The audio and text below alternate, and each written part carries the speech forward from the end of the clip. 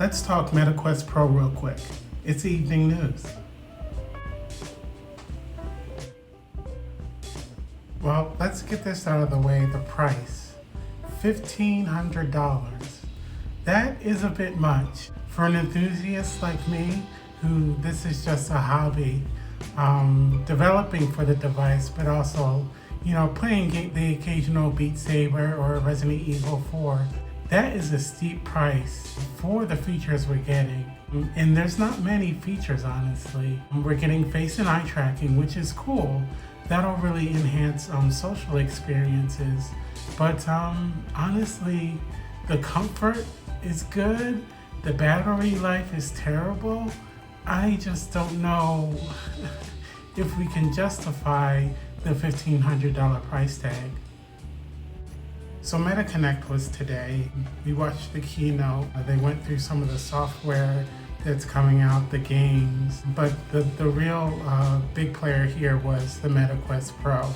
It's a business and work environment focused headset is the best way we can describe it.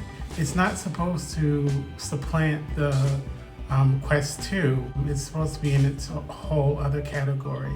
And the category is workspace collaboration. That's really what they're pushing this thing for. So I guess that sort of justifies the higher price tag of $1,500.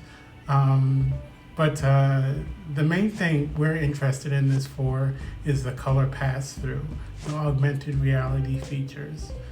We want to develop for it, and we want to experience that type of thing. So while we're still pretty excited about it, and we're gonna order it, the price tag is really hitting our pocketbook. So I'm curious what you guys think about the Quest Pro. Is it too expensive for what you get with it? I mean, the controllers are pretty neat, and again, face and eye tracking is really gonna help with the social features. Being able to express yourself like we can do with this Memoji, It really adds a lot to the expressiveness of avatars and person-to-person interactions. So that's really cool. But that and the color pass-through we're really excited about, but does it justify that price? That's what we're curious what you guys think. There's competition out there now, right? The MetaQuest 2 has the Pico 4 who's coming at them. It's not available in the United States, but competition is competition. So yeah, it's in a different league than those other headsets, but yeah, that price is really going to keep people out of it. And maybe that's okay. Maybe that's part of the point. We'll be getting the Quest 3 next year with a better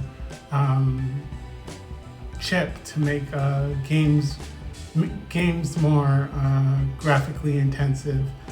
So that'll be cool, but it could be the beginning of next year, or it could be a year from now. So we'll see.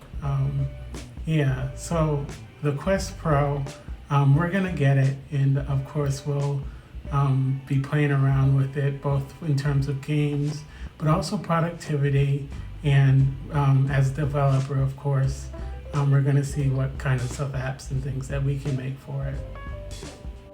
So that's all we wanted to talk about tonight was the MetaQuest Pro. And we're gonna try and keep these updates daily, but we'll see. It depends on what we all got going on in the evenings now. And we might do longer form videos over the weekend, but we'll see how it all goes out. We don't want to commit to anything yet. But here's to 2 days in a row. If you saw our little podcast thing yesterday. But yeah, so that's all we've got for you. Take care.